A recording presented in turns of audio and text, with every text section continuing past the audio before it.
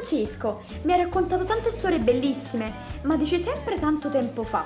Sono così antiche le storie di Napoli.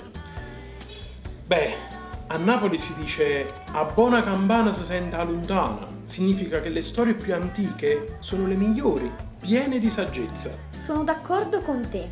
La homage tu. Vieni, voglio mostrarti una cosa. Queste sono le mura dell'antica città greca di Neapolis. Pensa, sono qui da oltre 2500 anni. Da così tanto? Sì. A quel tempo i greci entrarono in guerra con un popolo che veniva dal nord, gli Etruschi. Questi erano potenti e volevano comandare su tutto il territorio. Ci fu una grande battaglia navale, molto violenta, e alla fine i greci vinsero. Per festeggiare questa grande vittoria sul nemico, i greci fondarono Napoli, che nella loro lingua.